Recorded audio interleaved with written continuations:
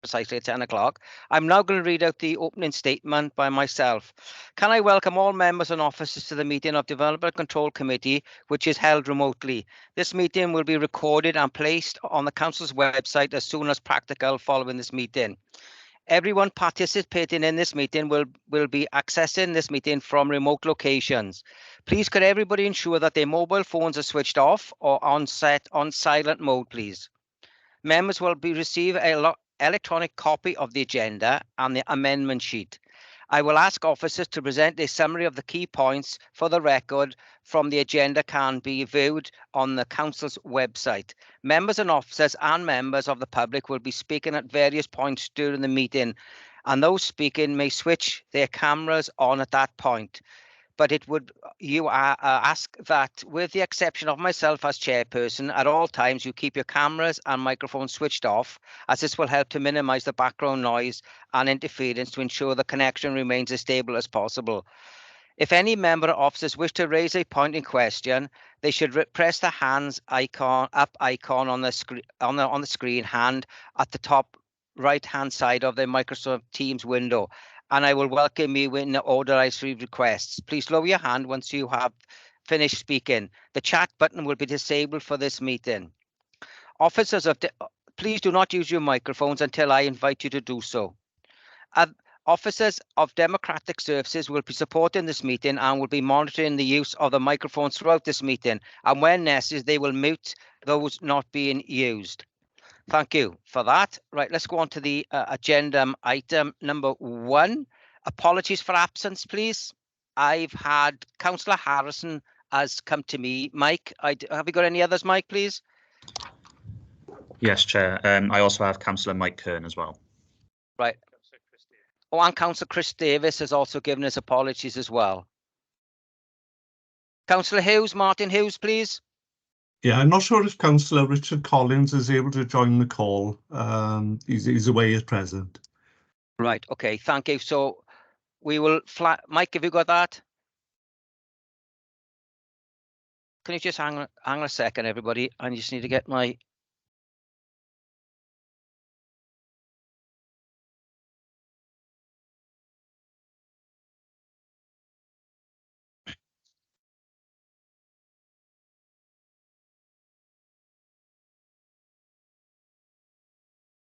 Right.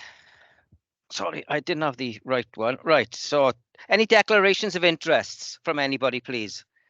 Chair, I've got my hand up for an apologies. Oh, sorry. Right, I didn't see that. Right, Councillor Della Hughes. Apologies for Councillor Nora Clark. She did say she'd sent them to you, but just to make sure. Right, okay, thank you very much. Mike, I've got that, I expect. Right, Councillor Jonathan Pratt, please.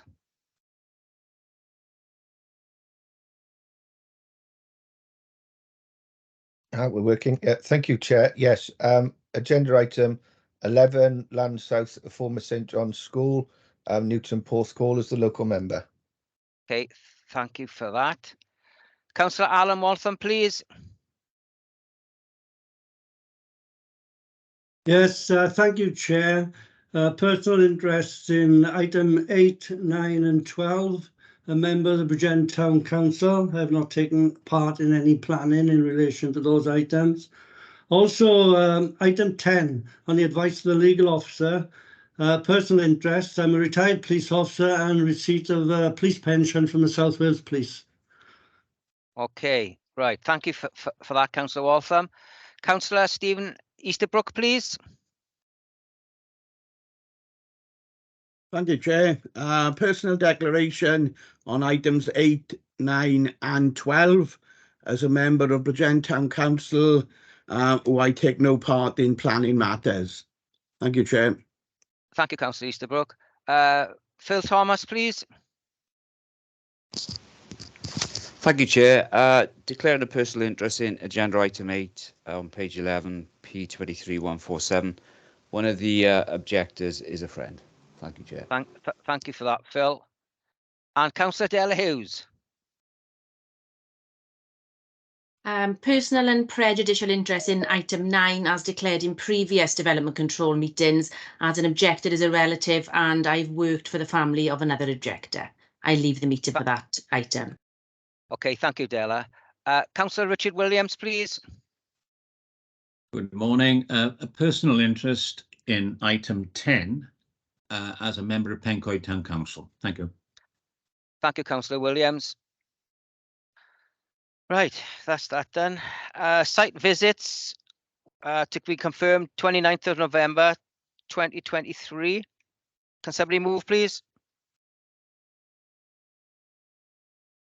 I'll Move. I'll move, Chair. move. Second. Thank you. Okay, thank you. All done. Right. Can somebody also move the minutes of the 7th or the 9th, 23, unless there's any amendments from anybody? Yeah, move, Chair. I'll second. Thank you. Thank you. Public speakers. There are public speakers today on Coed Park, and we will now go through that. Please, if I may. First to speak is Mrs. S. Morse, 31 West Road. Is she online? Mrs. Morse, are you online? Yes, Chair, I'm here. Okay, thank you very much. Mike, can you give the Mrs. Morse 5 minutes, please? Can everybody see and hear me?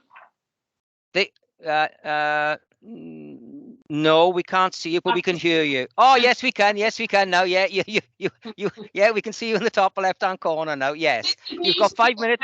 This technology is pretty new to me, so please, thank you for your patience. Oh, that's okay. When you start, the 5 minutes will start. Okay. Thank you very much.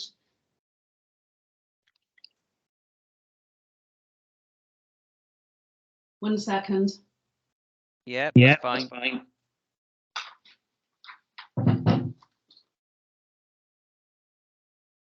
Okay, thank you, and good morning, councillors. My name is Sarah Morse of 31 West Road. I speak to represent the residents of West Road, Walters Road and Coed Park Court who objected to this application on several material grounds and still do. This committee asked for more information about two things: sightlines into gardens and the impact of 3 versus 2 habitable stories. The applicant's new drawings contain errors and omissions. The sightline into the garden from the balcony, the very thing you asked for, is not shown at all. The sightline into the garden from the roof lights in the 3rd floor is also not shown. In the section drawing, the tree on the boundary, which is meant to indicate screening, does not exist. They made it up. Residents commissioned their own accurate drawings from Draw Creative Design Limited, and these are in Appendix 1 of your amendment sheets. Some of the houses have moved inwards. That's it. The minimum distance from a 1st floor window to a boundary of a garden is 10.5 metres. In the approved scheme, some houses were as much as 3.5 metres under the required minimum. So the new positions of the houses do now meet the guideline for windows, an improvement welcomed by West Road. However, the minimum distance for a 1st floor living space is not 10.5 metres, but 12 metres. And a balcony is a living space, as it would permit extended daytime occupancy, to quote SPG 2. Inexplicably, the planning officer has yet again ignored this fact, and I urge you councillors to question him on this specific point. The guideline is clear. The amended plans do not meet the required 12 metres to make balconies acceptable. The appeal inspector's approval in 2017 alluded to the screening from trees being a mitigating factor, but now in phase 3, out of 40 original trees, only 17 remain. Of those, 14 are at the Coed Park Court end and only 3 are at the northwest end on the boundary with West Road, just 3. Yet this is where the balconies are proposed. Screening by trees is a fallacy. The officer's latest report says the setback of plots is compliant with our SPG, even if there were no trees on the boundary. But this is not true. The 12-metre guideline is not met. Screening is required for a balcony, and a 2-metre high hedge or fence will not suffice to provide screening, as our drawings in your amendment sheets make clear. The loss of privacy to West Road Gardens from plots 11, 12 and 13 is undeniable.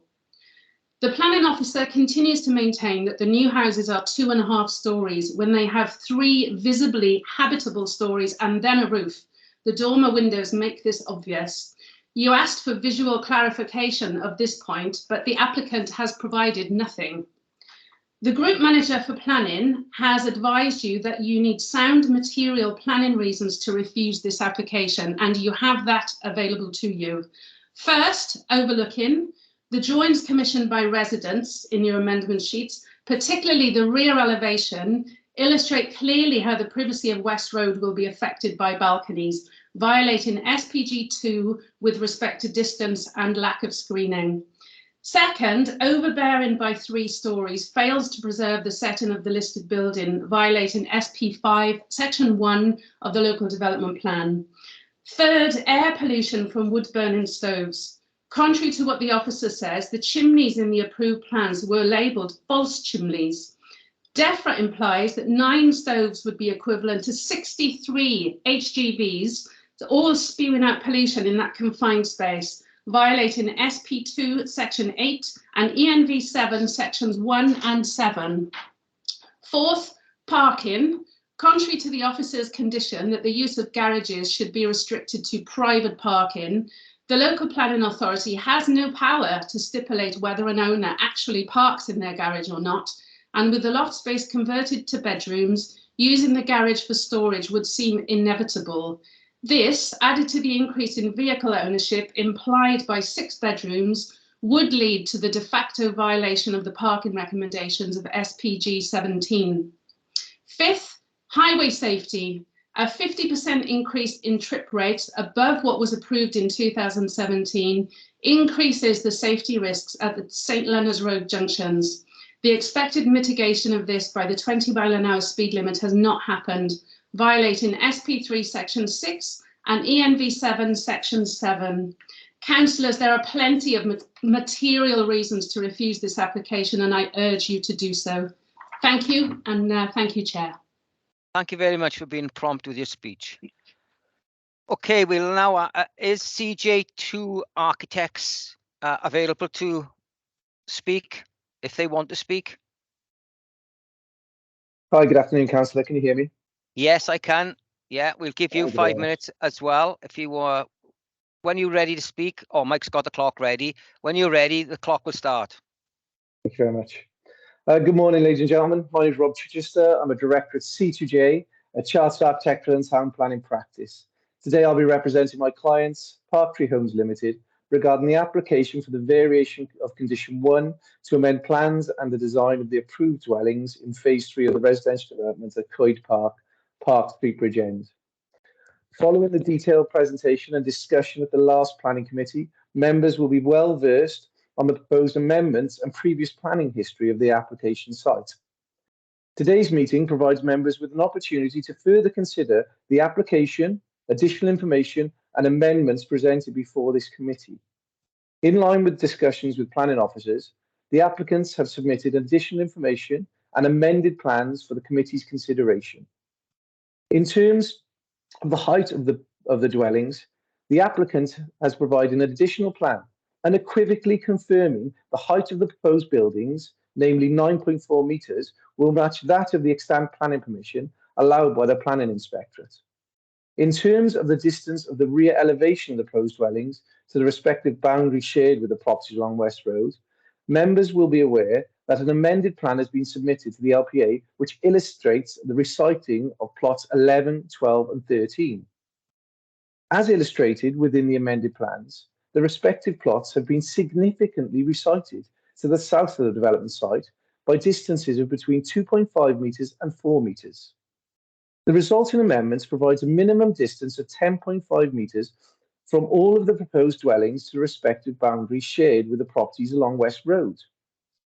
When considering the proposed balconies, again, it is important to note that the balconies serve a bedroom, not a living room, and have limited usable space. The proposed balconies would again meet the Council's own SPG requirements of a separation distance of 10.5 metres to the respective boundary. When considering the introduction of the proposed rear roof lights, as illustrated within the submitted plans, the height of the proposed windows prevent direct lines of sight to the rear gardens of the properties of West Road, and in any event are over 12 metres from the shared boundary. It is key to note that the proposed dwellings, as described in the appeal decision, are 2-storey dwellings with accommodation in the roof. Notwithstanding the above, It is imperative to note that the application site has an extant planning consent to construct dwellings of the same height and scale of that proposed within the submitted amended plans. All the relevant pre-commencement conditions have been discharged. As such, the developer could start digging the foundations of the extant planning permission tomorrow without recourse. The refusal of this planning consent will not only prevent the construction of phase 3, it will not prevent the construction of phase 3. On the contrary, the refusal of the application will only prevent the reciting of plots 11, 12 and 13 at this time, which would be to the detriment of the residents of West Road, given the proposed increase in the distance from the dwellings to the shared boundary. It is also key to note that in the event that the committee members overturn the officer's recommendation and refuse the applications, the applicant will be left with no other option than to challenge the decision through the plan and appeal process. Given the previous appeal decision by the planning inspectorate, and more specifically in relation to the proximity of the proposed dwellings to the respective boundary shared with West Road, the applicants would consider any refusal of this application as unreasonable behaviour by the authority. Whilst the applicant acknowledges local residents' concerns, there is no technical or professional evidence to support their objections. In granting this application, members would ensure that works will continue to proceed on phase 3 and the overall development is completed in an acceptable and timely manner. In light of my previous comments, the detailed committee report and recommendations, I would once again respectfully invite members to support the authority's professional officers and their recommendation to grant planning approval subject to conditions. Thank you for your time. Thank you, Mr. Chichester. You're before time. Before we go into, I don't know why there's a backdrop on that. I don't know. Before we go into the discussions, I'd like to introduce Laura, the legal officer, to give a little talk, please, on this application. Thank you, Laura. Thank you, Chair. For the purposes of the recording, my name is Laura Griffiths and I'm the Group Manager of Legal and Democratic Services.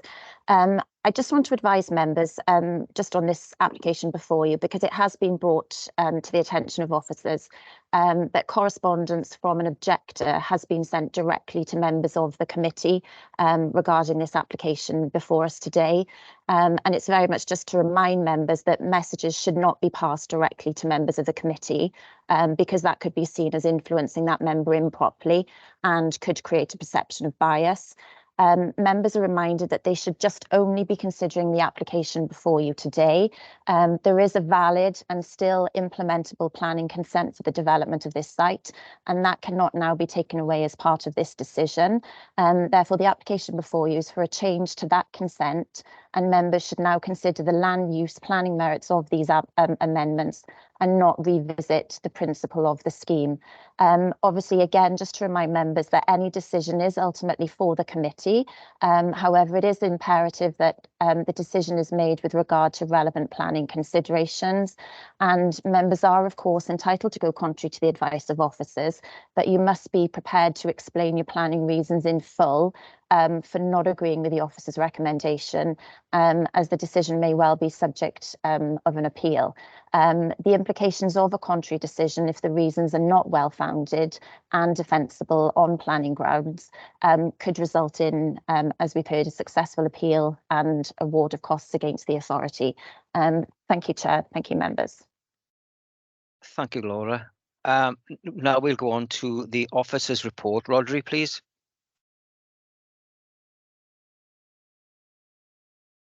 Thank you, Chair. Good morning, members. For the purposes of this recording, my name is Rodri Davis, Development and Building Control Manager. Without wishing to unnecessarily prolong the meeting, I need to clarify some misapprehensions for members. As outlined in the update report, this application was deferred at the last meeting to improve the relationship between the dwellings on this site and neighbouring occupiers. Highway safety, parking and air pollution matters were considered and fully addressed at length at the previous meeting, and the access to the site by construction vehicles has been approved under a previous application considered by members in January of this year. To that extent, amended plans have been submitted which have the effect of resiting plots 12 and 13 further away from neighbouring properties at West Road. and resiting plot 6 further away from neighbouring properties at Coed Park Court. The originally approved fallback position of the dwellings is outlined on the revised site layout plan. As advised, the distances are either well in excess of or match the recommended distances included within the Council's Supplementary Planning Guidance Note 2 on householder development, and the overall height of the dwellings has not increased. The roof lights are positioned at a height in the roof slope that will only allow views out over adjoining roof slopes or up to the sky, and being positioned in the roof slope, they are naturally set further back from the shared boundaries than the proposed windows in the rear elevations of these properties. The approved plans condition will be revised to incorporate the amended plans, and a condition will also be added to the recommendation to restrict the future use of these units as dwellings and not as short-term holiday lets, which was a particular concern for members at the previous meeting. A reconsultation process has been undertaken on the basis of the amended plans, and the additional comments received from the local ward member, the Bridgend Town Council and neighbours are included in the update report. The majority of the concerns are repeated from the ones included in the original report to committee. I have not ignored the guidance as stated by the speaker. The objectors have simply misinterpreted the guidance. In the statement from the speaker and in their objection that is included in full in the amendment sheet, there are references to sight lines. The guidance actually recommends a distance of 10.5 metres to the boundary from first floor windows, and this has been achieved. There are also references to trees being shown which do not exist or are in the incorrect position.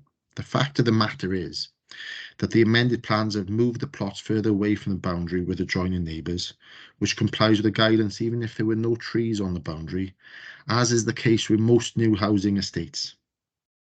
Fortunately, there are trees on the boundary, and the wider scheme includes for additional planting.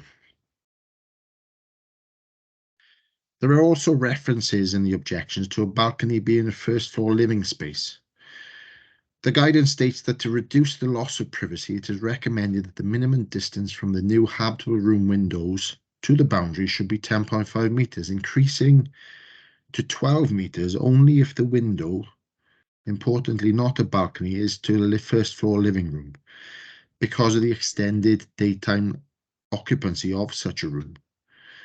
Members will note that the first floor windows and the balconies serve bedrooms, not living spaces. The dwellings are not upside down houses, and the balconies do not project beyond the line of the adjoining bedroom window.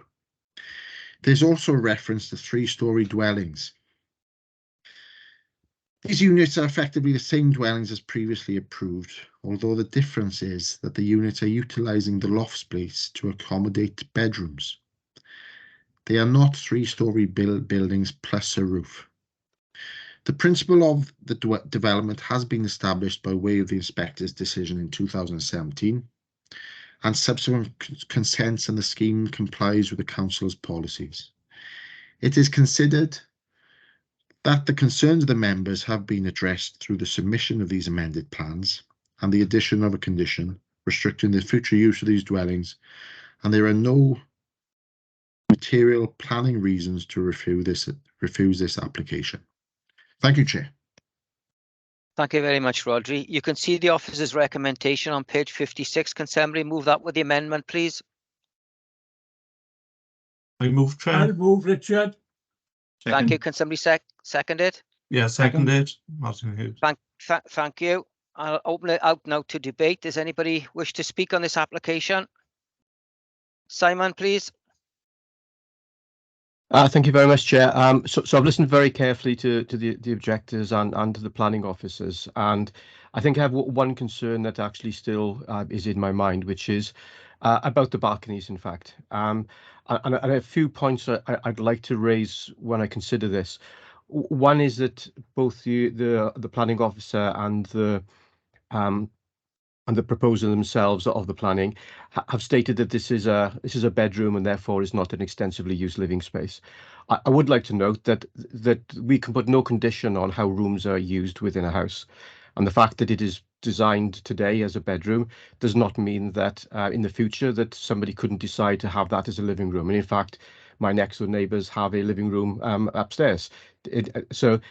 Although we spoke about it not being an upside down house, that certainly doesn't mean that a house with a large number of rooms, somebody couldn't just decide to put and make that their main living room. So I think that is problematic for me. I'd like to extend that point further, which is that in terms of balconies, there seem to be sort of 4 standard sizes of balconies that I can find.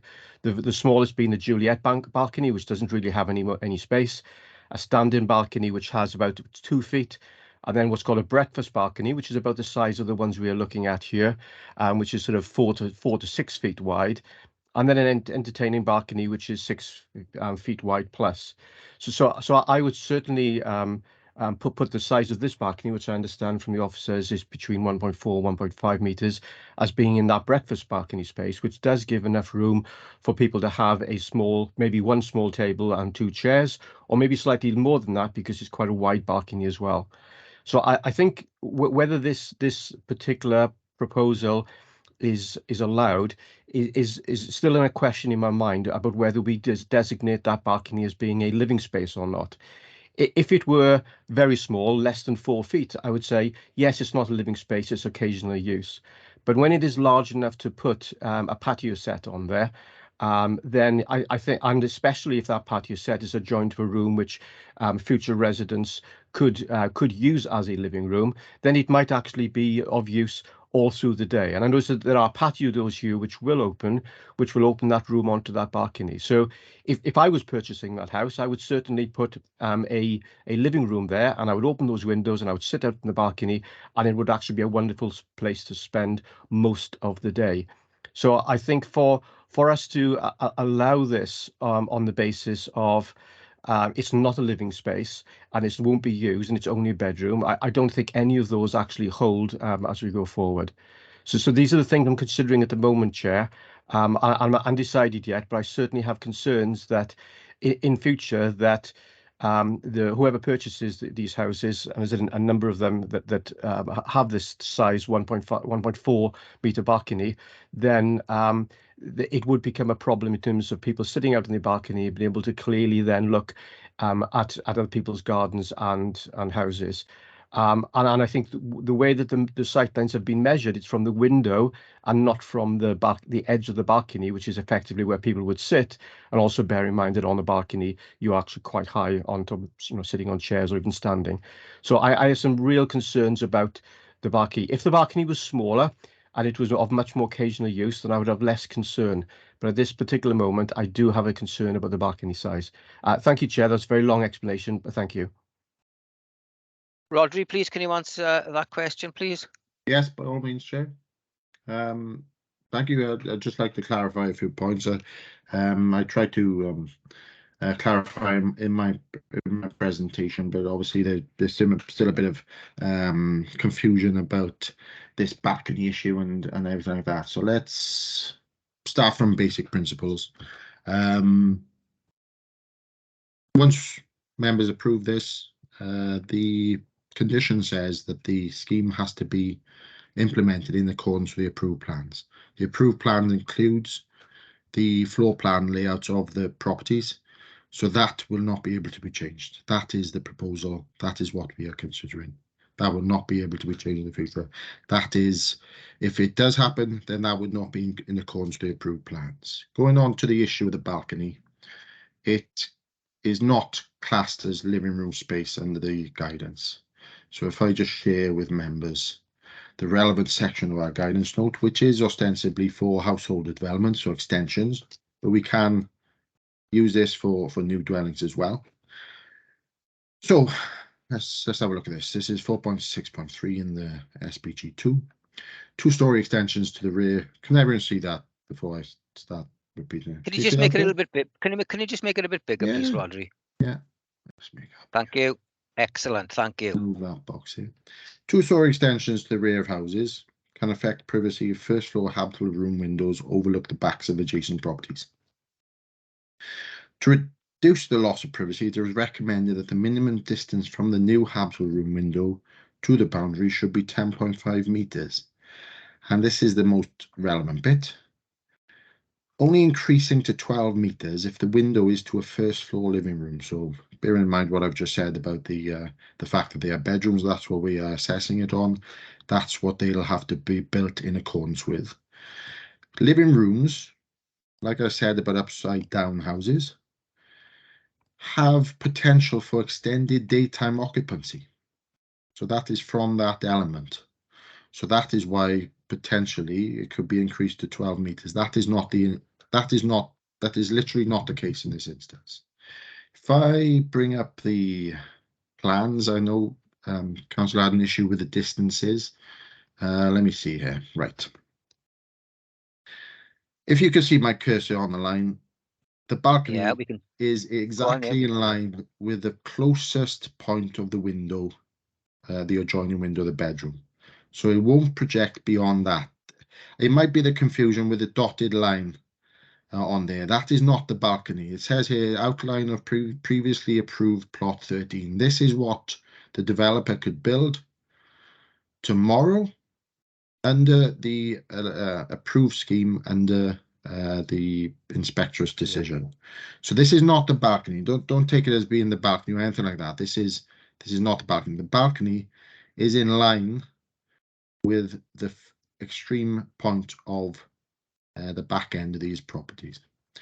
As you can see there, the closest point of the boundary there, closest point of all three of these, is 10.5 meters, and that's from the bedroom window. As you can see there, the boundary with the adjoining properties sort of is not parallel to the backs of these houses. So in effect, from the edge of the balcony, there'll be more than 10.5 meters, even if you were stood at the extreme point of this balcony, which is in line with the back wall. Is that understood? So basically, we've got more than 10.5 meters at the point of the balcony. So there is no issue, A, because it's not a living room space, and B, it's not within that 10.5 meters. It doesn't project beyond the closest point of that closest property to the boundary with the adjoining properties. And I'm hoping that's relatively clear. I think I've covered off all your points there, Councillor, but by all means, let me know and ask a supplementary question later on if I haven't. Thank you, Chair. Thank you for that appropriate answer. Councillor Mark John, please. I'll come back to you later, Simon. Thank you, Chair. Thank you, Chair. I've listened to the speakers quite intently, as with the supplementary papers and Rodri's explanation. The thing that come back to Councillor Griffiths, I was going to raise the point reference to balcony, as I don't believe that it's prudent to have a room that can only be designated as a bedroom. But that's been explained by Rodri. The other thing doesn't sit clear with me. We keep saying there's 2 rooms in the attic space or bedrooms in the attic space. So that basically means it's 3 stories. Or have I missed something there? Thank you, Chair. Thank you for that. Rodri, please, can you answer the specific questions? Yes, by all means, Chair. Yes, effectively, Councillor, it's still 2 stories with a roof space. It's not classed as a 3-story building, as that would be ground floor, first floor, second floor, plus the roof on top of that, Councillor. So in this instance, what they're doing is effectively what some people call a 2.5-story building, but they're utilising the roof space. You know, the pitch of the roof space. They're using roof lights on the back.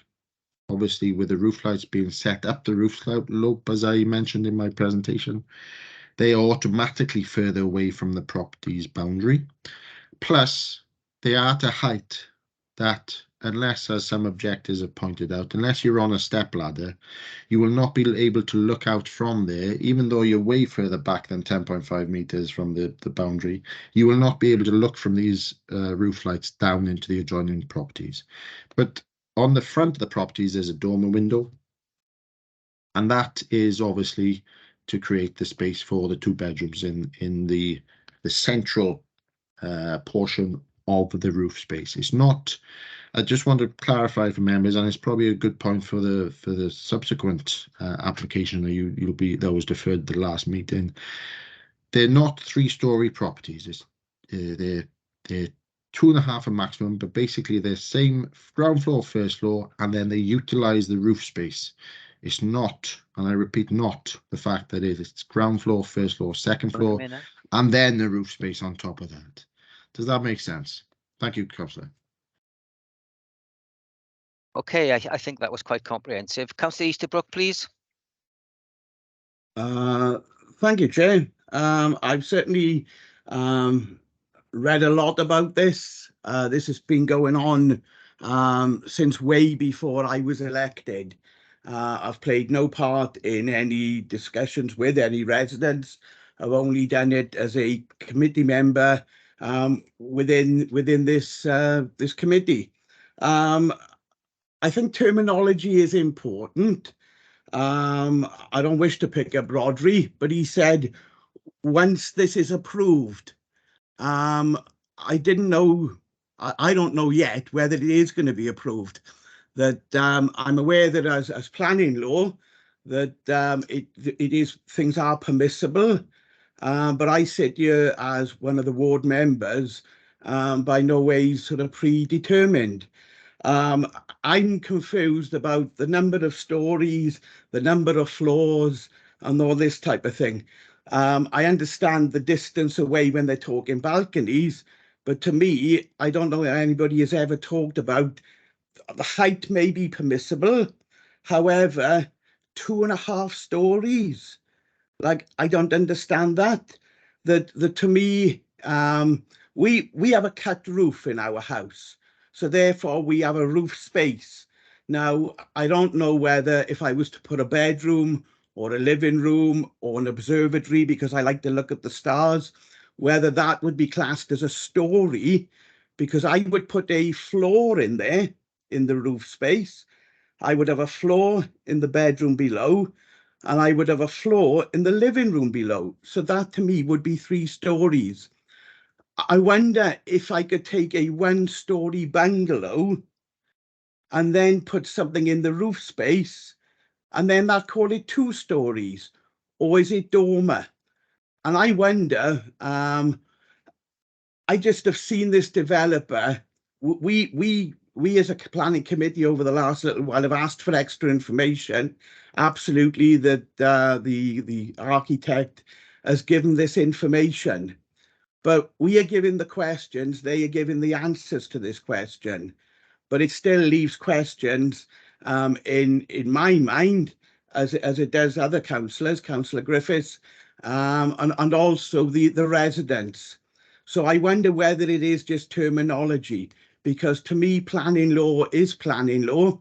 And I wondered if we'd have taken a 2-story with a roof 4-bedroom, which I believe the original planning permission was 4 bedrooms, and then sort of said, well, we are going to put living spaces or bedrooms or anything. I could put a train set up there, and I could spend the rest of my day up there in the train set. I think you can't dictate what somebody is going to do in this room. So you can't cook, albeit if I was to take a Calagas stove, then maybe I could cook. If I was to have an old tin bath, maybe I could call it a bathroom. I think we're playing around with terminology, and I would like us to get back to listening to what the officers say about planning law, and whether retrospective planning of a 6-bedroom dwelling would have actually passed, because that's what we're talking about now. Thank you, Chair. Thank you. Principal Officer wants to come in now. Jonathan Parsons. Thank you, Chair. For the purpose of the recording, my name is Jonathan Parsons, Group Manager for Planning and Development. I know Roger may want to come back in to provide more clarification on Councillor Easterbrook's concerns. Just as a sort of a point of clarification, I suppose you could say, if you were being pedantic enough, that if you've got a normal 2-story house with a roof, and you go up into that roof, even though it's an attic, then you've actually got a 3-story house. You could look at it that way. Or you could say, I've got 2 floors and an attic. physically, the house is the same size. The proportions, its size hasn't changed, but you've created an extra floor by making use of your attic. And there are certain things you can do within a house. You can convert your attic. You can even put, to an extent, you can put dormers on, and you don't normally need planning permission for that. And people do use their attics because it is a space for storage or other uses. Most people keep their Christmas decorations up there. But does that mean you've got a 3-story house? Right, No, Law. I don't think so. The terminology of 2.5 story, that's an acceptable architectural term, and that's what is used to describe occasionally a 2-story house with room in the attic. And as I've said, people on this call, if you've got a 2-story property and you want to convert your attic, you can do a lot of work without the need for planning permission. But does it mean you've got a 3-story house? Well, it's up to you how you want to interpret that. If you want to go and tell people you've got a 3-story house, that's fine. That's entirely up to you how you want to interpret that and how you want to describe that. But physically, the envelope of that house is no different to what was approved under the previous scheme. So if those houses that were approved were actually built and the homeowners then wanted to put rooms in their attic, then they could probably do so without further recourse to the planning system.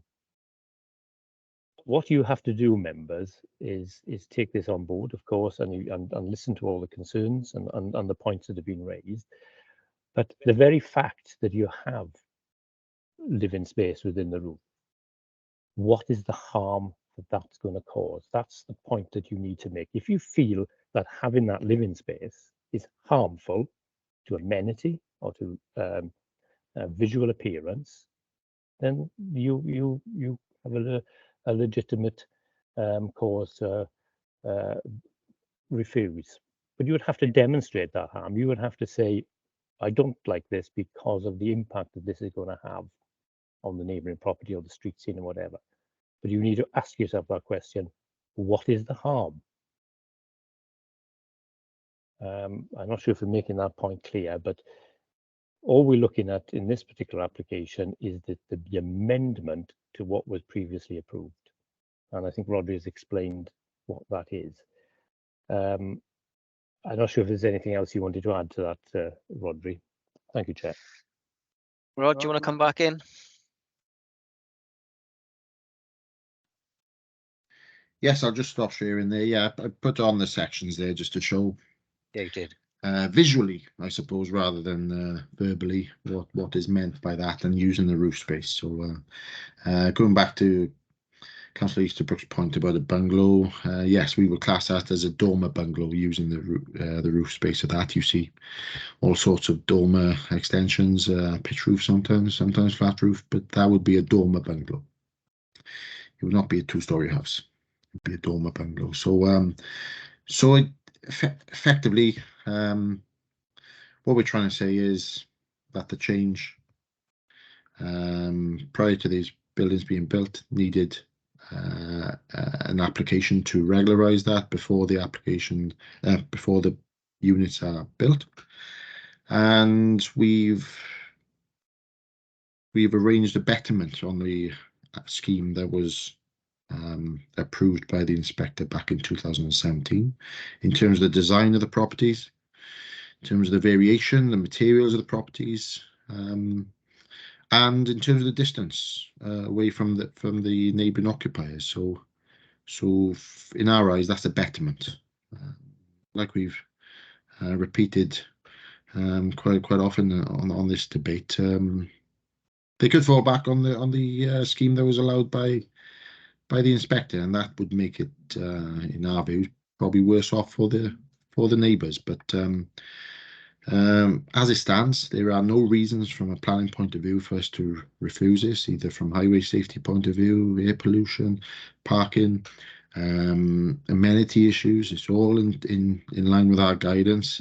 The guidance has been interpreted properly by officers, and I can understand why some neighbours still want wants to object to this scheme because who wants the development behind them? But this development has been approved since 2017, so the fallback is there. This development will proceed in one form or another, and we have to look at the changes and whether or not they're acceptable. And from a planning point of view, they are acceptable on all counts, and that's what members will have to consider and in their when they vote on this item. Thank you, Chair. Thank you, Roger, and I think you made the point quite succinct in your last comment. Simon Griffiths, please.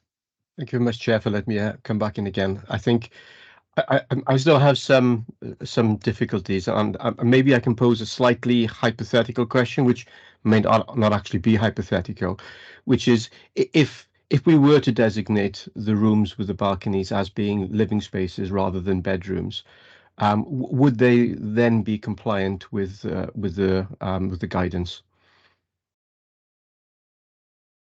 I'm sure Roger will come back to you on that now, Simon.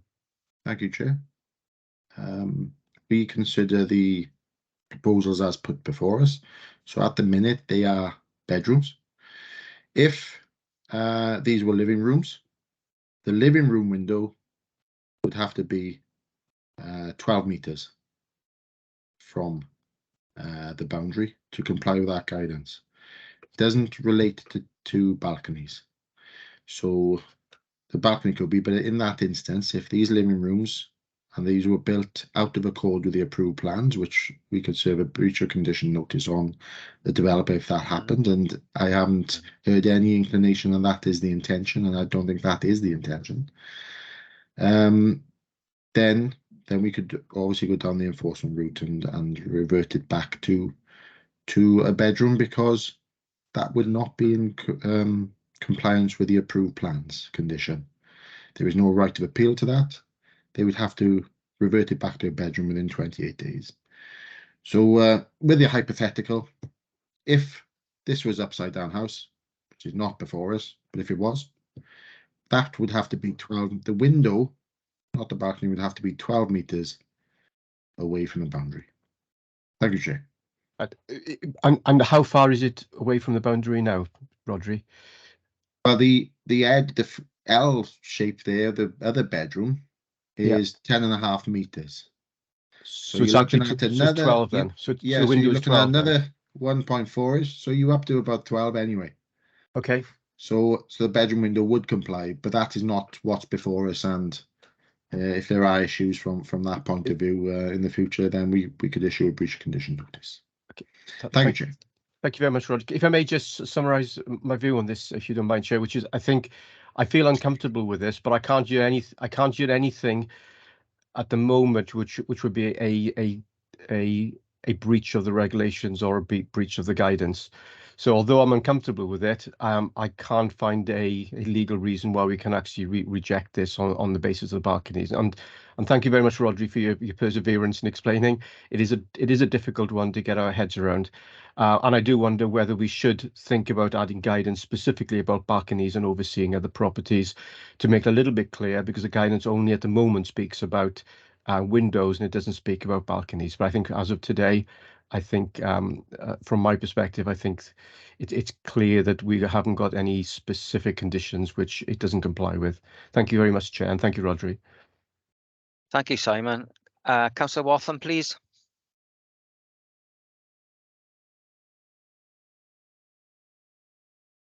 Sorry about that, Chair. I'm definitely unmuting. Hey, thanks for that.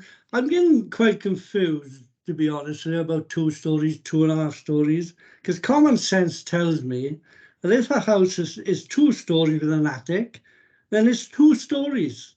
If you have an attic conversion, it's still 2 stories. But if you build a house from scratch with 3 floors, then it's 3 stories. And correct me if I'm wrong, this development is going to be built from scratch. They're not existing houses. Now, that's what's confused me. It's a 3-story house as far as I'm concerned, and common sense tells me that. Now, in relation to the balcony, yes, I accept that it may be designated as a bedroom. However, the balcony is big enough to place, I believe, to place chairs and a small table there. So it becomes an extension to live in, surely. So that is affecting the onlooking properties. And I've got a problem with that, I must be honest. The other thing I would like to raise in relation to the chimneys.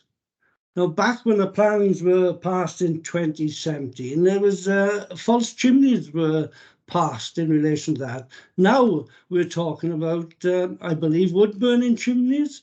Now that area is the highest polluted area in the Bridgend County, and we are talking about allowing people to use wood chimneys, increasing the pollution in that area. So that again is causing me great concern. So thank you for that, Chair. Yeah, Jonathan wants to come back and answer that for you. Councillor Waltham. Thank you, Chair. Yes, I mean, I've tried to sort of give some explanation on 2, 3 stories. If it's 2, is it 3? Does it really matter? That's the question that members have to be aware of. What's the harm? I would describe this as a 2.5-story property. That's my professional view. If you've got 2-story house with rooms in the attic, so what? That's the question you have to ask yourself as members. What is the harm in having these rooms in the roof? If you want to call it 3-story, call it 3-story. It's entirely up to you. But it's whether that causes any significant amenity issues that's what you need to be focusing on. The balcony, balcony is not a living space in accordance with our supplementary planning guidance. If members were so minded that when we come to review that guidance, which we will have to do in the coming year or so, then we can certainly look at putting additional policies in regards to balconies and additional standards. At the moment, there is nothing in terms of any appeal decisions from planning inspectors that would suggest that we have to do that. It's not a major issue. But in terms of the current standards, balconies are not classed as a living space in the same way as a living room would be. We don't live in a particularly warm and temperate climate most of the time. It's not going to have the same level of use as a living space where you would spend considerable periods of the day. That is the current policy guidance that we have. And I said we could revisit that in the future if members are so minded. But at the moment, there's nothing to suggest that we're doing anything wrong with having that policy. In terms of the chimneys, it has been raised that they could be used for wood burning stoves.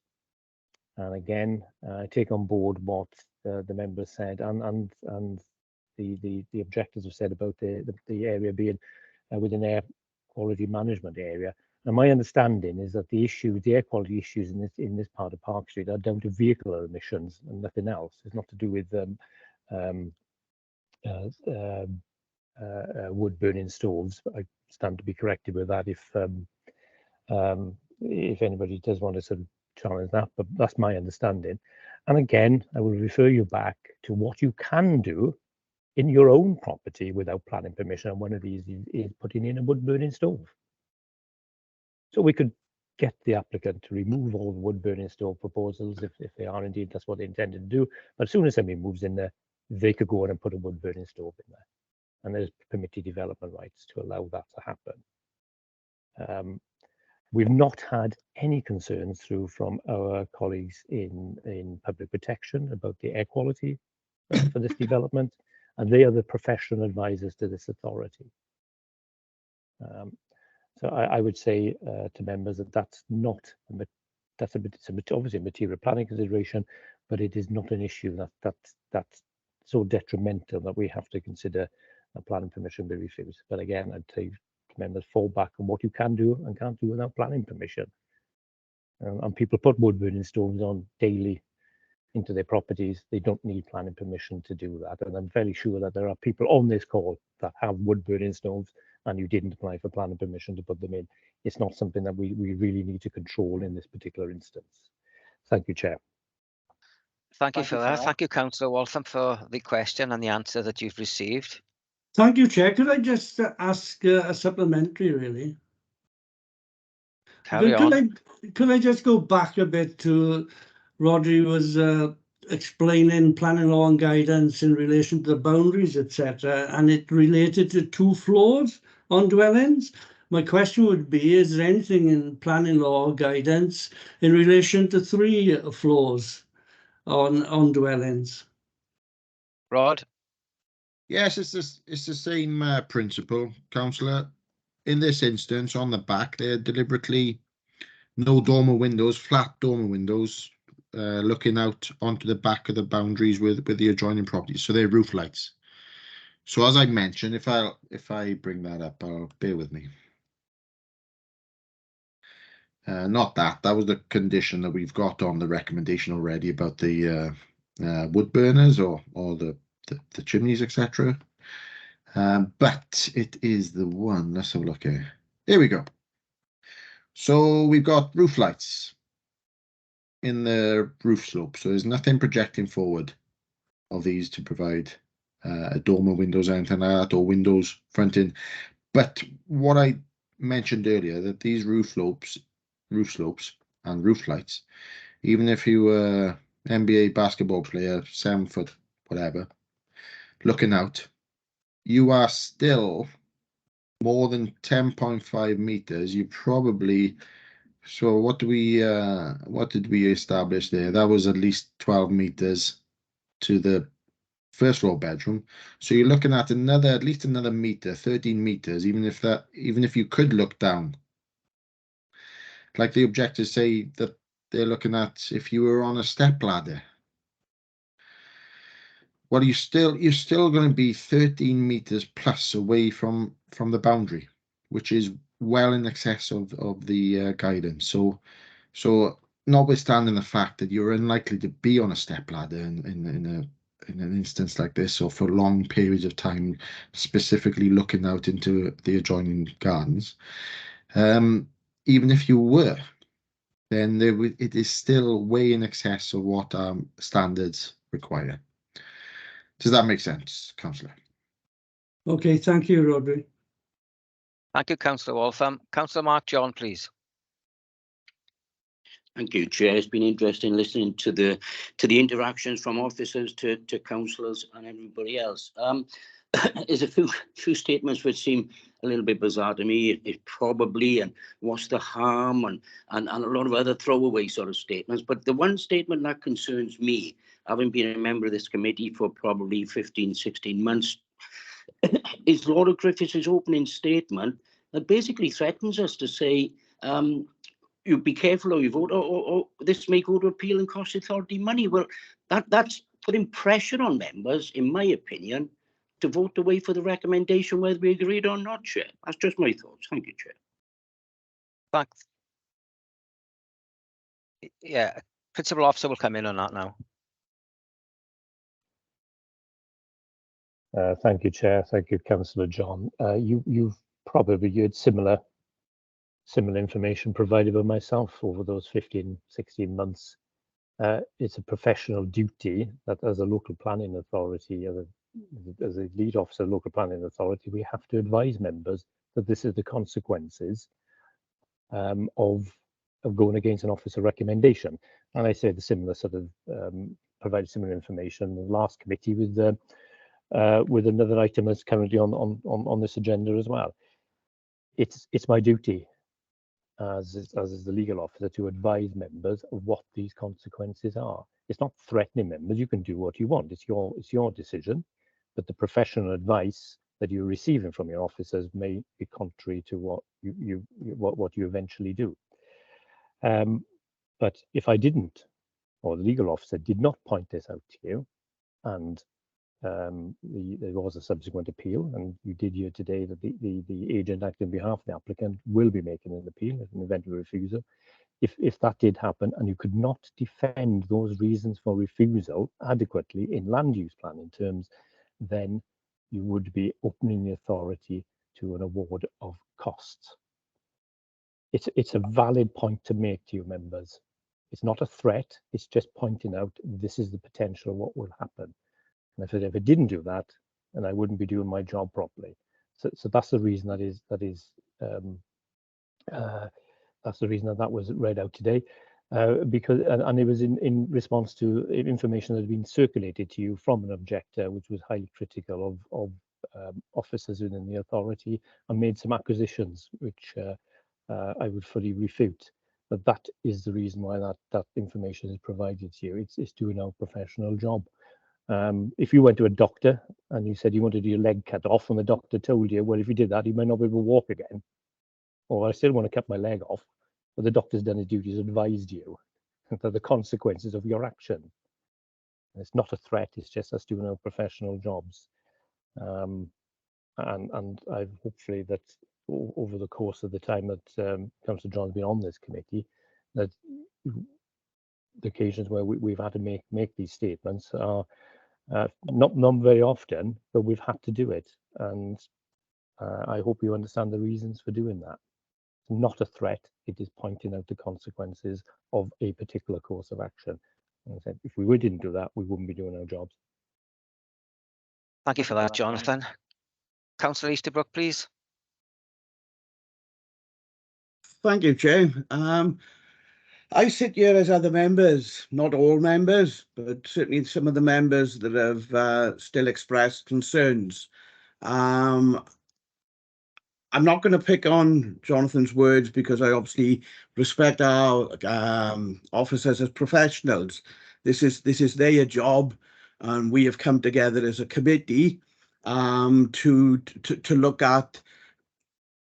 Common sense doesn't come into it always, but we're not professional planners, so we absolutely need to take the advice on board that officers give us, and they have been quite sort of detailed in their explanation. I'm not going to focus on what's the harm. I think if this development goes ahead, then you can say, what is the benefit? The benefit would be a lot more bedrooms. And with a lot more bedrooms, you can put a lot more people. There are limited car parking spaces, and we're encouraging people, again, active travel. But people and cars go together. We like our cars, and that hasn't really been mentioned much. I don't know whether I would like to live in Park Street. It's not something that if I was selling my house, that I would actually put as one of the highlight a positive specification. I think the benefit of us looking at this relaxation and looking at it as 6 bedrooms, that the developer is going to gain an extra 2 bedrooms. And I found myself down looking at the Grange yesterday, and I must admit the bigger the house, the more bedrooms. That's not the case with this, but certainly houses with more bedrooms are more saleable. I'm still somewhat confused, somewhat concerned, and I understand that this isn't just about the residents, that we are dealing with what is lawful. Thank you, Chair. Thank you, Stephen, for that. Right, Councillor Griffiths, please. Thank you, Chair, and I will try to make this my last comment. And that is that my understanding, if it's correct, is that there is already a planning permission granted on this, and this is an amendment to those. If we decline this, then the developer can within they can just start building on the previous application. My overall feeling is that this application is a better application for the residents of the area than the previous one. And so on that basis, I will be voting for this. But I have those concerns that I mentioned earlier. But on balance, I think that the trouble is that if we vote it down, it gets worse. So my feeling at the moment is that we vote, or I personally feel that we vote for this, even though it has some challenges to it. But thank you for your forbearance, Chair. Thank you for that, Simon. And I think, Simon, and for the rest of the committee, I think a bit more training on certain items in planning law we need to go through to make sure that every member understands it diligently. So, you know, in future reference, if we get one of these coming up, we know exactly what questions to ask, blah, blah, blah. Okay, Councillor Williams. Thank you, Chair. I think this item has been well explained by the officers. We are looking at an application that has been passed about 6 times since 2004. And I think it's now time that the question be put, and I would move that the question be put now. Thank you. Thank you, Councillor Williams. As was Councillor Williams just said, is everybody happy with the application? The recommendations of the officer? Do we have a recorded vote, please, Chair? Certainly we can. And I think, Michael, can you go through the alphabetical order as well, please, for members to vote?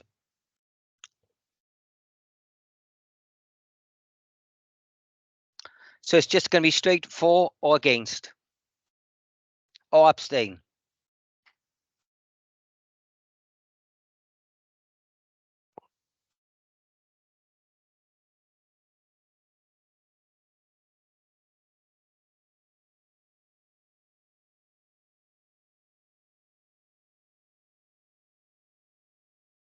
Michael, have you heard me?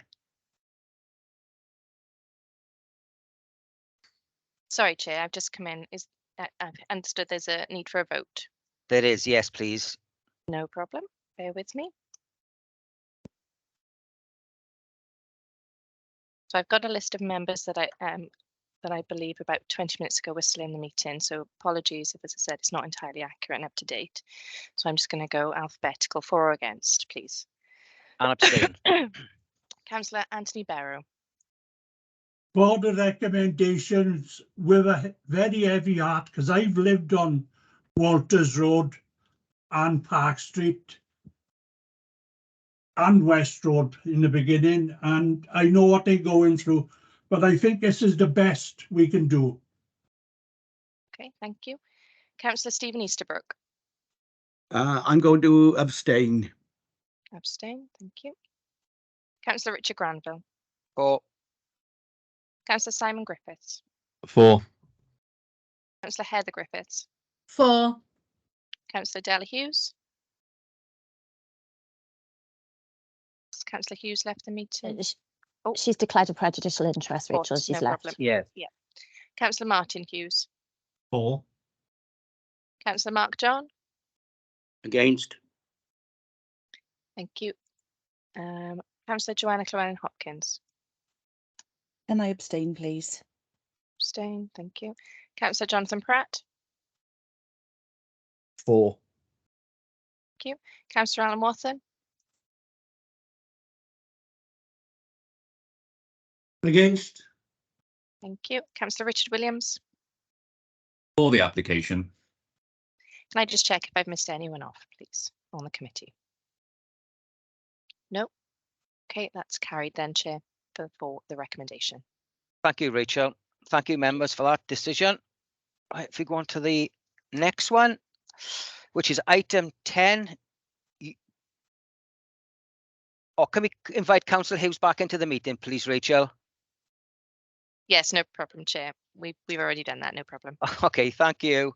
Item number 10 is land south of, or were we going to deal this with the last, or do you want to deal with it now? I think they are sitting there. Yeah, we'll deal with it now. Yeah, but Ferndale Road, Pencoed is the South Wales Police and Crime Commissioner application, item number 10. And Ewan, do you want to go through the application, please?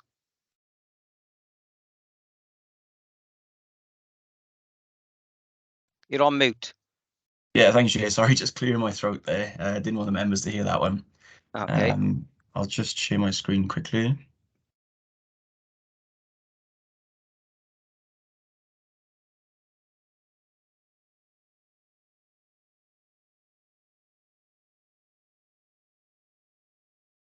Okay, so hopefully everybody can see the site plans on the screen now. Good morning, members. For the purpose of the recording, my name is Ewan Sexton, Principal Planner.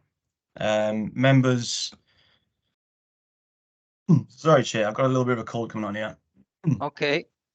The application before us today seeks consent for the development of a tactical training facility for South Wales Police, which will also be used by other police constabularies within Wales and throughout the UK.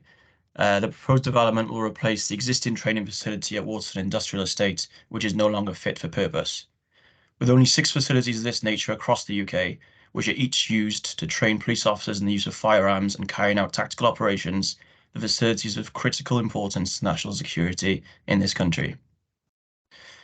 The proposed development site straddles the boundary between 2 local authorities, which are Bridgend and Rhondda Cynon Taf, with the majority of the proposed building works to take place on the Bridgend side of the site. The Afon y Wenifach, the Wenifach River, forms the boundary between the 2 authorities. You can see that on the plan. The site is allocated for employment use within the adopted local development plan and is also set to be included as an allocation within the emerging revised LDP. A Part 2 and Part 3-storey building is proposed on the site, which comprises a combination of offices, classrooms and warehouses. Indoor training will consist of classroom-based learning, as well as an indoor firing range and tactical training area. Also included within the BCBC land are car parking areas, outdoor recreation space, landscaping, and tactical training facilities, such as a tower, bus, and a blockwork street scene.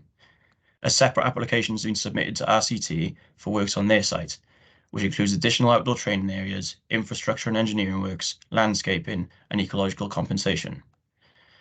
Objections have been received in response to the application, which largely focused on the noise impact of the use of the external training areas on surrounding uses, specifically the residential and commercial uses to the northeast and the east of the site, as well as Pencoed Cemetery, which is to the west. Other concerns which have been received relate to the ecological impact of the development, as well as its suitability to this location. As part of the training exercise undertaken on the site, blank ammunition will be used within some of the outdoor areas. It's important to note that the firing of weapons will be infrequent, with the tactical scenarios on site designed to reflect how the police operate in the field, with a focus on negotiation and de-escalation of situations. In the event that a firearm is discharged, that single shot will typically trigger the end of the current tactical scenario, with a full debrief subsequently following. It's important for members to understand that the police are not playing out a gunfight scenario, and the discharging of a firearm will be the exception and not the norm. Acoustic fencing and bunding is proposed surrounding these external training areas, which will suppress the sounds of the noisiest activities on site, thereby protecting the amenity of surrounding uses. The vast majority of the discharging of firearms on site will take place within the indoor firing range, which is heavily soundproofed and will not have any noise impact on surrounding land uses. Following extensive consultation, the acoustic consultant working on behalf of the applicant has provided sufficient information within this submission to satisfy the environmental health officers of both Bridgend and RCT. The noise impact of the proposed development has been found to be acceptable on all neighbouring uses. Members will have seen that an amended plan has been submitted, which is included on the amendment sheet. This plan provides additional acoustic fencing to the west of the bus facility, which was the area of the site which would have the greatest noise impact on Pencoed Cemetery when it was in use. This additional acoustic fencing has been included despite the impact previously being found to be acceptable, and it further reduces the noise impact of development in the worst case scenario, which would be infrequent. The noise management plan which has been submitted provides for lines of communication to be opened with surrounding residents and land uses, which includes the scheduling of outdoor tactical exercises so as to avoid conflict with burial services taking place at Pencoed Cemetery. In terms of ecology, a suite of ecological surveys have been carried out at the site, with the ecological reports submitted as part of this application making a range of recommendations to mitigate for the loss of habitat as a result of the development. Compensatory enhancements are proposed, which will mainly be situated on the RCT side of the site, which will result in a net gain of habitat types at the site. The ecological impact of the development has been deemed acceptable by the ecology officers at both BCBC and RCT, as well as Natural Resources Wales. Like I mentioned earlier, the application site forms part of an allocated employment site within the adopted local development plan, which is also set to be reallocated within the revised LDP. As a result, the principle of development on this land for employment purposes has been set. The proposals have been reviewed by our officers as well as the statutory consultants and have been found to be acceptable, subject to the recommended planning conditions. If members do have any questions about the proposals, I'll be happy to answer them now. Thank you for that, Ewan. Quite good explanation of what the plan and application is. Has anybody got any question? Oh, yes. Councillor Pratt, please. Yeah, thank you, Chair. I have 2 questions, if you don't mind indulging me. Taking advantage again. Yeah, no. One is I should have asked yesterday. Really, obviously this this site trails over BCBC and RCT. So if whatever we decide today, if RCT decides opposite, what happens? So that's my first question.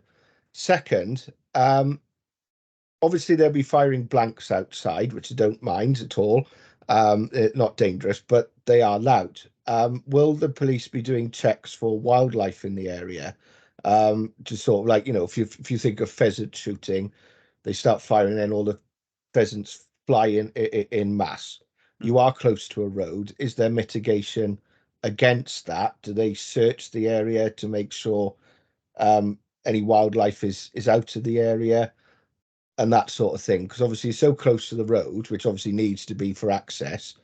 You know, I mean, if you see a load of pigeons or something fly into the road because they've heard a shot, this could be dangerous for the highway. That's something I've thought of overnight. And obviously my first question I should have asked yesterday. Thank you, Chair. Okay, Helen Williams is on the line. Ewan, let's let Helen Williams answer that particular question. I don't know if I can answer that, to be honest, because obviously we look at the impact on residential amenity. Obviously, I'm not an expert in relation to how it would affect any wildlife as such. That should have been covered in, I don't know if that was covered in the ecology side of it. Right. I'm not sure what the answer to that would be, to be quite honest. Yeah, that's okay, Helen. I'll answer that question first. It's quite a specific issue which you raised, Councillor, to do with, you know, whether they would go searching for wildlife to make sure that they weren't impacted. I don't think they would do that. I don't think the police would be, you know, making sure that there's no wildlife in the surrounding wooded area at the time that the exercise is being carried out. That would be quite an onerous task to carry out every time they were doing these exercises. But like I said, the ecologists of RCT, BCBC, as well as Natural Resources Wales, are happy with the ecological impacts of the development. I'd assume that this sort of thing would have been considered, you know, when they looked at the application. So, you know, I'm happy to take their kind of their advice on board with that. In terms of the first part of your question, yes, but both applications would be reliant on the other one being approved. So if ours was recommended for approval today and RCTs, which is due to go to committee on the 9th of November, I believe it is, if the members recommend it for refusal, then one couldn't be implemented without the other. No. But thank you for that, Simon Griffiths. Thank you, Chair. I just want to say thank you for the officers actually for preparing and taking us through the site visit yesterday. I found the site visit extremely useful, and we did actually cover a lot of topics there around flood danger, around general security, around noise, and so it is. I think nearly all the questions we had were answered fully then. The one question which I was still a little bit unclear about was about boundary security. At the moment, we've got, I think, a hedge for some parts of the site, and but the main area where the training will happen, I believe, does have a high 2-meter fence.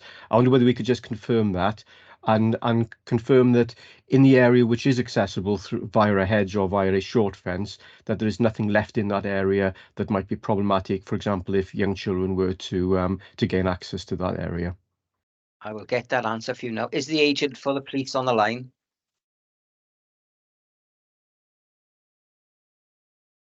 Yes, we are, Chair. Can you hear me?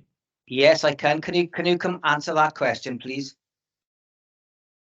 No problem, Chair. My colleague sent an email to you and Roger yesterday, but just for clarification, is a 2.4 metre secure by design fence is proposed around the secure line of the building. There's smaller 1.2 metre timber three rail fence is proposed around the car park. 3 metre tactical acoustic fence is proposed to the north of the tactical training area within the eastern tactical area and immediately to the west of the tactical area. And the wider boundary of the site is safeguarded by 1.5 metre stock and rabbit-proof fencing and hedgerows, as was described on site. It's very difficult to get through those robust hedgerows. And 800 mil stock and rabbit-proof fence is proposed to safeguard biodiversity in the moat areas. And to add to that, obviously, as a secure facility, the police need to ensure their own security, so it will be a secure site, and they're comfortable with the arrangements proposed. Okay, thank you with for that. with hard fencing and existing boundary hedgerow treatment. Okay, and just to go back to the original question about birds and firing outside, are you going to deal with that issue? I think going back to what Ewan Saxton said, the RCT ecologist, BC ecologist, and Natural Resources Wales ecologist have all confirmed from an ecological perspective that they're comfortable with the proposals. But if members wish South Wales Police to put in a management plan to do a sweep of the site prior to any external noisy activities, I'm sure that can be put into a revised management plan, Chair. Thank you for that answer and your kind cooperation on that matter. Yes. Right. Martin Hughes, please. Yeah, thank you, Chair. I just wish to follow up the question that was posed by Councillor Pratt about the determination of the application between ourselves and RCT. Just wanting to delve a little deeper on that. What happens in the case of RCT coming up with some specific conditions that we ourselves don't apply? Is there a mechanism for reconciling, and how would we go about doing that? Ewan? Oh, Rodri? Sorry, can you answer that, please? Yeah, I don't mind, Chair. I'm sure you would answer exactly the same way. We've been in close liaison with the officer from RCT and various officers, so environmental health officers and ecologists from RCT as well. And whilst we try and sort of match up the conditions as closely as possible, we're conscious of the fact that our part of the development is the built development, is the building, and any enhancements in terms of biodiversity from that will be achieved in RCT. So they are closely related, Chair and Councillor. So we've worked very closely on that, and effectively, from a South Wales Police point of view and from the agent's point of view, they'll be submitting more or less the same details to both authorities for us to consider and discharge separately ourselves. But it is slightly awkward. We don't get many of them on the boundary and cross the boundaries, but that is the way it's worked, Chair. Thank you. Thank you, Rodri. Councillor Hughes, you happy with that? Yeah, I think so. It's one of those situations we don't often come across, but it's good to know that we got these close working between officers to resolve these issues. Thanks. Yeah, definitely. Thank you, Councillor Hughes. Councillor Mark John, please. Thank you, Chair. Just picking up on a couple of points of Councillor Pratt, Councillor Hughes, and a few others have mentioned. Having worked in agriculture for quite a long time, we're aware and conscious and mindful of tree and ground nesting birds and the season being from March till September. I'd just be interested if somebody could forward on the ecology survey, as Ewan said, that there'll be a positive or a plus. So I'd just be interested if that could be forwarded across, Chair. Thanks very much for your time. I'm sure that Ewan's just heard that, and we can oblige that. Yeah, but that's no problem at all. But don't forget, I did ask the police that question, and if there's an amendment needed, that they will apply with that. So yeah, officers. All the documents are available online, Chair. So literally type in the reference number for the application. You can see everything there. Ironically, Great. Chair, they did obviously the ecology surveys for the site and didn't find anything particular on there, but the enhancements will provide a habitat that would be suitable for protected species such as dormouse, Chair. Great. So it'll be almost an enhancement plus, Chair. Yeah. Thank you very much. Thank you, Chair.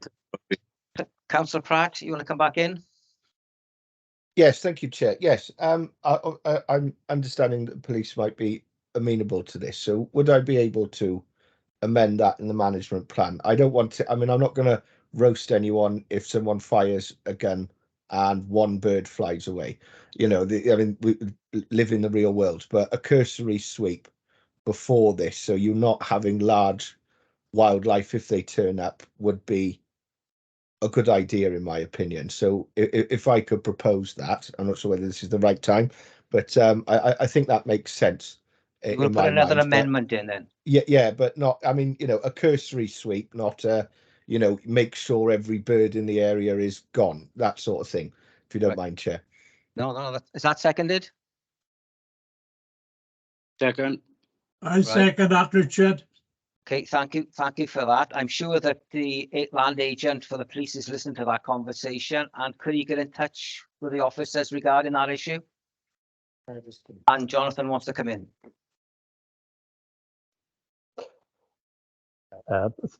Thank you, Chair. As you've been pointed out, a big part of the site is actually in the area that we actually control as a planning authority. So we will also pass on the committee's amendment onto colleagues in RCT and request that they consider the same condition. Thank you very much, Jonathan. I can't see anybody else want to speak. Are we all in favour of the recommendation? Yes. Yes. Yes, Chair. Yeah. Well, let's go the other way. Is anybody against? No, that's carried. Thank you, Helen, for coming to the meeting. Thank you very much. Much No problem appreciated. at all. That's Thank okay. you. We do item 8 next because there's people waiting in the committee room. They're watching it. So item 8. Right, we'll go to item 8 now then, please, because we got people waiting in the room 2-3. So we'll oblige them. Ewan, rear of Merthyr Road.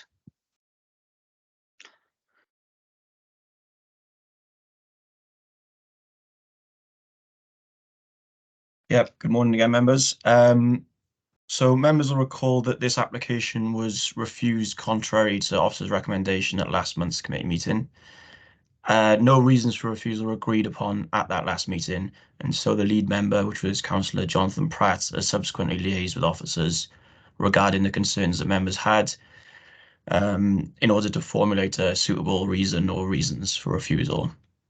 The main concerns discussed by members during last month's committee meeting related to the loss of trees on the site access, as well as the scale and the design of the proposal. I'd suggest that the issue which was most concerning for members was the scale of the property, which is proposed to be taller than the neighbouring property to the west, as well as a number of other houses within the street. It's important to note that this would not be the only dwelling of a taller height within the street. This was pointed out in the last meeting. There are other examples included within the report. As well as the concerns raised by members, Councillor Jonathan Pratt had queried in liaising with officers whether the impact of the development on neighbouring amenity would be acceptable. The proposal would not breach the standards set out within our supplementary planning guidance in relation to neighbouring amenity. The application site benefits from a long history of outline planning consents for a dwelling which sits further back in the site than the house which is proposed under this application. And as a result, that would have the previously approved would have a greater impact on neighbouring amenity. The outline of the previously approved dwelling is shown in an orange shading on the layout plan, which can be found on page 23 of the report pack. It's appreciated the members had concerns around the loss of trees on the site, 3 of which are TPO. A report was provided to support the application from professional arborists, which confirms that the trees are in poor health and it recommends their removal subject to compensatory planting. The council's ecologist has agreed with the findings of the report and its recommendations and suggested a condition for a scheme of replacement tree planting is submitted for approval. On this basis, we would not be able to defend a recommendation for refusal which relates to the loss of trees. There was debate last month around the site access and whether it is appropriate for a new dwelling. This is an existing lawful access over which we have no control, which could be used freely to access the existing driveway and the garage at the rear of the host property. If approved, an application for a dwelling on this site will utilise this existing access. However, it would allow us greater control over it, with highways conditions recommended that would require appropriate vision displays for pedestrians and for vehicles to be provided and subsequently retained. This would improve an existing substandard access and bring it up to the standards which the highway officer considers to be safe and acceptable. Like I mentioned earlier, the site has a planning history which includes a number of outline consents for the development of a house going back more than 2 decades. In effect, the principle of developing the site for a single dwelling, the use of the access, and the loss and replacement of the trees are matters which have been agreed previously. A refusal reason on any of these grounds would be extremely difficult for us to defend. Councillor Pratt has therefore drafted one refusal reason for the application, which relates to the scale and the design of the dwelling. This is included on the 3rd page of the report for this application, which is page 13 of the report pack. Given members' concerns around the scale of the proposed dwelling, an alternative proposal has been submitted by the applicant for members' consideration, which reduces the height of the dwelling by 700 millimetres. A comparison between the proposal which was discussed last month and the amended proposal can be found on page 14 of the pack. As outlined within the report, the alternative design would still be taller than the immediately adjoining property. However, it is an individually designed dwelling which sits at the end of a row of houses. I would suggest that the ridgeline of the amended proposal is approximately 300 to 700 millimetres taller than that of the neighbouring property and the typical semi-detached houses found further to the west. This is down from the 1 to 1.5 metre increase in height previously proposed. Again, there are examples in the report of existing dwellings in close proximity to the application site which are of a similar height to the proposed property and as such are taller than their immediate neighbours. Members have the opportunity to consider the amended proposals and decide whether they consider these to be an acceptable alternative. Alternatively, the proposed refusal reason is also included within the report for your consideration. Thanks for your time. Thank you, Ewan, for that. Officer's recommendation on page 27 is for it to be granted. Can I have somebody move in second, please? I move it, Richard. Second. Thank you. Anybody want to ask any questions of officers? Oh, Councillor Della Hughes. Good morning. Not really a question, but in last month's meeting, yes, we said about the height. We felt it was higher than the other building in the street, but also I particularly felt that the design of the house, as in the report said, it was of reasonable design, and I felt that the design of the house would stand out and be incongruous in that street scene. So for me, it wasn't just that it was high, it was just I felt it didn't fit in with the character of the area, and my own personal opinion on the design of the house was that I didn't think it was acceptable. So I just wanted to raise that. Okay, Ewan, could you answer that, please? Yeah, sorry. So the refusal reason relates to the overall design and the scale of the building. The reason I mentioned that specifically design was a concern is because that's something which the agent has looked to rectify. That was one of the main concerns, as well as the design of the building. The design of the property itself hasn't changed on the amended plans, although the scale of it has been reduced. Okay, thank you for that. Councillor Griffiths. Yes, just coming on back to Councillor Hughes's comments, I agree. Actually, there were two main things that we talked about last time. One, which is the height. The second one was whether this was incongruous with the rest of the buildings in that area. This is a particularly nice area to live on. All the houses are of good quality, and most of them are medium to at least 20 years old, I think, or more. And this seems to be a particularly modern design, which I think is out of keeping with the area. And that would still be an objection. And I wonder whether we, rather than just decline this, whether we could actually put a condition in there that it is much closer to the houses in the surrounding area than this particular design. So it's more about finish, I think. It's the brick finish, I think, is problematic, because I don't believe that there are any brick buildings quite like this in that particular area, or at least I couldn't see any. So I would. Is there something that we can do around extra conditions about the finish of the brickwork and so on? Yeah, Ewan. Yeah, so just to touch on that, as you can probably or hopefully see on your screen now, that's the immediately adjacent property, which is a combination of brick and render. There is brick, not red brick, or not the same kind of red brick, but there is brick found on a number of other properties in the street, as well as render. So that is something that we discussed with the agent, and the combination of brick and render we thought to be suitable. If members are minded to refuse the application, then the agent or the applicant could come in with an alternative design. I'm not sure if we can include a condition for the design to be changed, because that's a kind of fundamental part of the application. So it would either be a refusal or an approval. We couldn't condition a change of design. Jonathan, do you want to come in? I'll have a quick word, Chair. Yeah, Oh, yes. Ewan's exactly right. We can't condition the design because obviously that's what we need to see to be able to approve, and yourself as a members to approve. But definitely on this, we can put a condition on about samples of materials, which I'm pretty confident is on there anyway, and which normally comes in on the form of a plan, and we can agree not just the type of material to be used on the property, but the location of the material. So as Ewan just showed down on the street scene there could be a combination of brickwork and render or other finishes as well. So it's something that the applicant can consider. Are you happy with that, Simon? Yeah, I think the drawings don't necessarily do it justice. The drawings, I think, included in the pack have a particularly strident red brick, and I think that's the.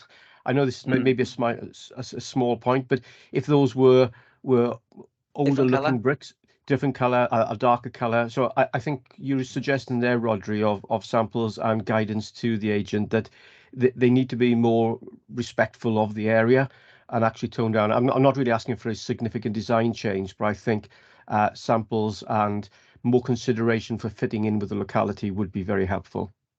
I think the officer will take that on board, Simon, when that application comes in. Thank you, Chair. Yeah. Okay, thank you for that. Stephen? Thank you, Chair. It's a detailed sort of plan. I don't know if I can find anything in there to do with the construction management plan, the construction traffic that's going to come. We've been told that there is access, legal access onto that piece of land, and it is to access a garage. But when you're talking about the Welsh Water say that there should be a full drainage scheme in there, that in itself, before or during when all the works are done, there's going to be a lot of heavy traffic. And I found myself in that area, and it really is, you can't deny, you can't alter that it really is a blind sort of corner. And it is on the school route. It's on the school route for people living sort of around Newbridge Fields area, Parkcourt Road, that they're going to be accessing that area for Oldcastle School, Brenteg School. Nobody has mentioned about that. So you can't just place a building without there being any construction. And it is a very mature, very nice area. Thank you for that, Councillor Eastbrook. Yeah, Jonathan, please.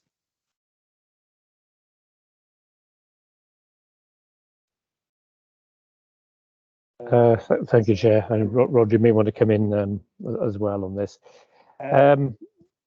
Yes, there's obviously construction traffic if planning permission is granted for a new property. It's inevitable. Just to reflect first on the status of the existing access. Now, members need to be aware that we've been approving since the 1980s, I believe, outline planning consent for a residential property using that access. So we've established that that access is safe and that's to serve that particular property. So it'd be very difficult now to turn around and say that that is not safe anymore. It would be very difficult to do that. So particularly with that particular planning history. What the case officer say is that the vision space around that access will be improved. So there will be an improvement to allow for that access into the new property. Now, I understand that there is also a construction management plan submitted as part of the application, and it's certainly covered in a condition, and that will cover any issues with regards to the practicalities of deliveries and heavy goods vehicles and so forth. Yeah,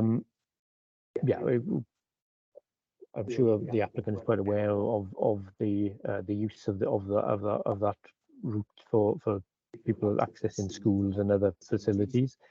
and any construction would have to be done in accordance with legislation that's not necessarily planning. There will be health and safety legislation that will cover that. Okay, thanks. Rodri then. Rodri, do you want to come in next? Sorry, if I could just jump in very briefly. Certainly. Go for it. I think Jonathan might, if I heard you say there's a construction traffic management plan as part of the conditions, I don't think there is, if my memory serves me correctly. I think that's something which we discussed with highways. I don't think it was deemed to be necessary at the time, but possibly that is something we could include as a condition if members thought it was appropriate. Just come back in. There's a construction method statement. That's condition 2 refers to. That's not a construction management plan, but it's a method statement. I think you're looking at the wrong. Yeah. We got contamination condition. Oh, right. My apologies. Maybe a different one, but I was just going to say it's probably obviously highways officers look into this and look at it from a traffic management point of view during construction, and being a single dwelling proposal, I suppose they determined that a formal construction method statement wasn't necessary in this instance, which doesn't mean that members can't request it to be added. I'm sure the developer can put together his thoughts on how he's going to access the site during construction, compound, where the material is going to be stored, etc. Keep it off the road to the adopted highway, allow access across there, so there's no imposition on the free flow of traffic across that road. So I'm sure if members are weary of that issue, then we can add that as a requirement. Thank you, Chair. Stephen, do you want to come back in on that? Yeah, that is something. I'm surprised that hasn't been looked at in detail. It can be looked at perhaps when we're looking to build 6 houses. I think it should be looked at when we're looking to build 1 house, because again, I know there's going to be less construction traffic, but there is still going to be significant.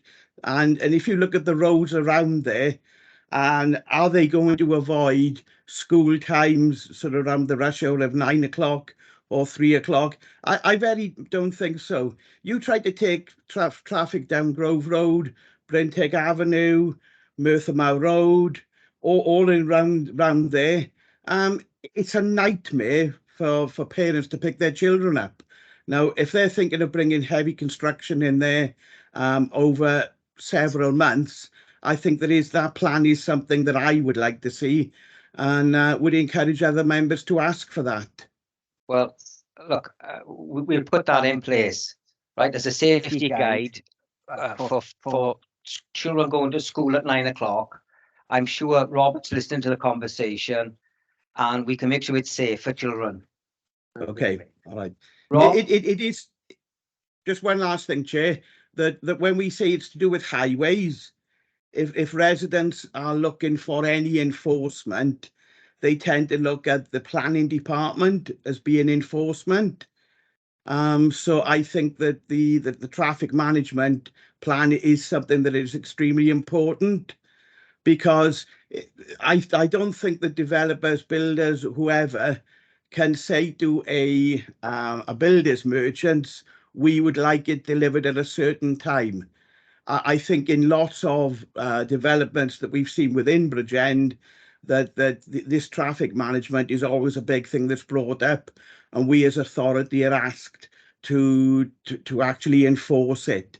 And I think that we need it in there as conditions before, as opposed to reacting afterwards. Thank you, Chair.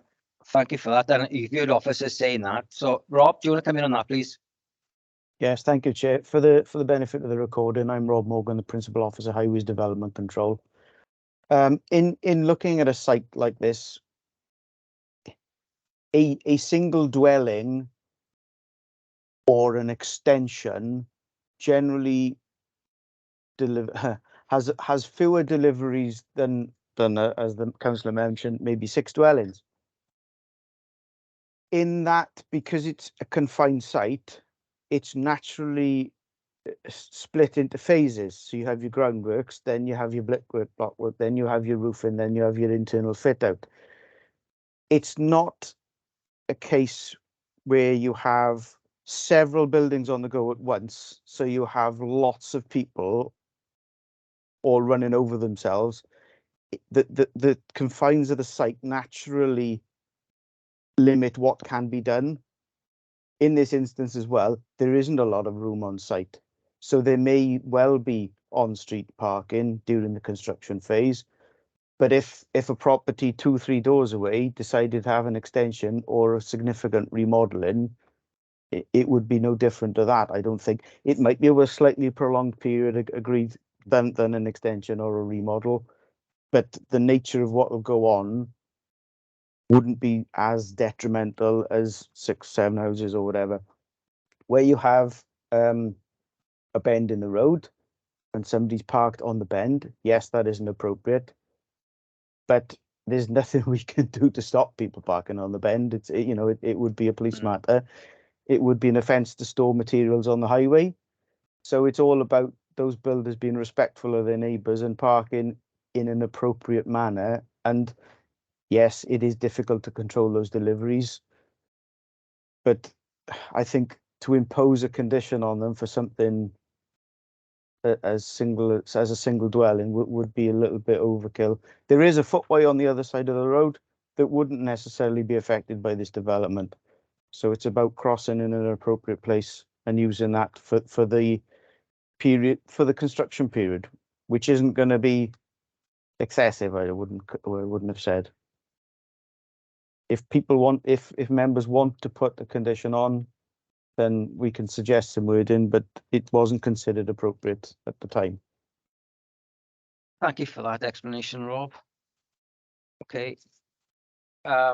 Councillor John. Thank you, Chair. Having listened to many statements and good points, I'd like to reiterate Councillor Easterbrook's point about the plan for traffic control and building delivery control, because it's an active travel route and we're encouraged to actively travel for children to safely get to school at certain times and key points through the day. So I'd encourage what Rodri said and Councillor Easterbrook. Thank you, Chair. Thank you for that. Rob? Again, if there's a requirement for deliveries that happen on the highway,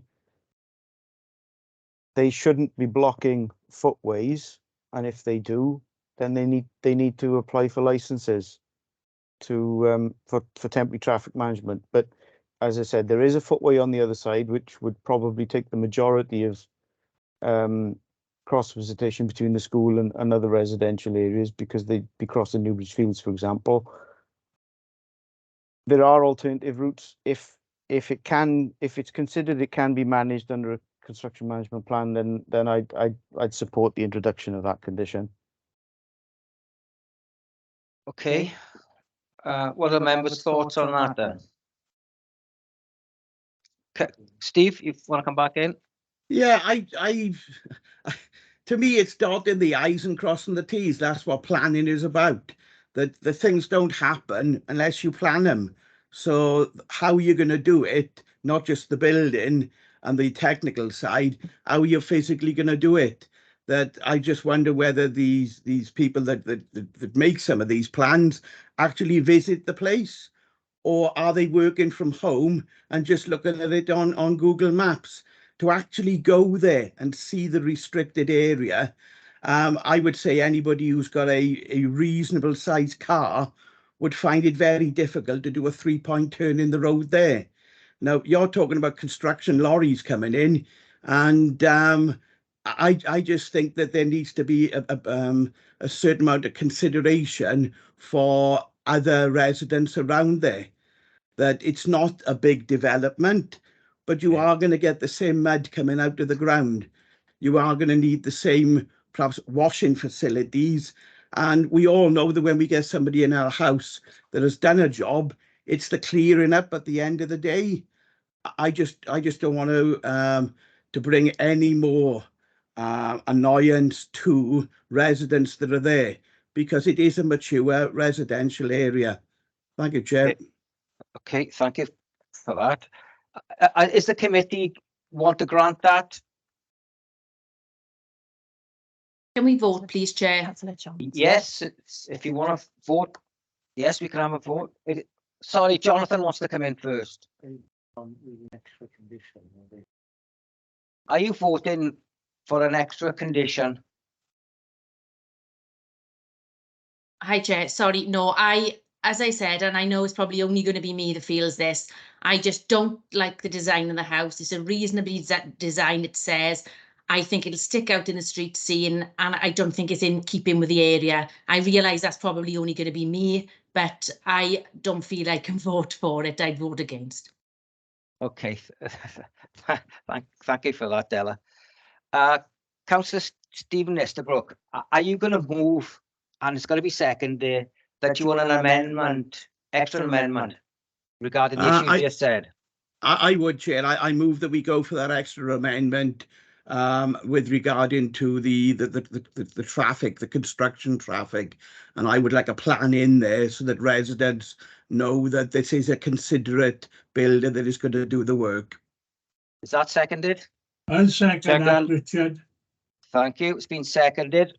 Right. Okay. Thank you. Before we go to a vote, Simon? Yeah, so going back to the point I made earlier about the finish on the brick, so not a design change, but at the actual samples, I wonder whether we can cover that in some condition or some guidance within the response. Ewan, do you want to answer that question? Yeah, again, the same as the construction traffic management plan condition, really. If that's something the members want to include as an amendment, then we can include a condition which requires the applicant to provide samples of materials for approval. Could I propose that then, please, Chair? Yeah. Can somebody second that? I'll second that, Richard. Right. So we've got one amendment, then really with 2 points on it. Right. Are we all in favour of them? In favour. Aye. In favour. Aye. Right. Let's go the other way then. Is anybody against? Yes, one. Yes, Della Hughes. Are you going abstaining or against? Against. Thank you very much. Councillor John, is that a legacy hand? Yes, sorry, Chair, but I'd say against as well. Thank you. Right, so there's two against and the rest for. Okay, thank you for that. That's passed. Right, so if we go on to item 11, land south. Do you want to break? It's 12 o'clock.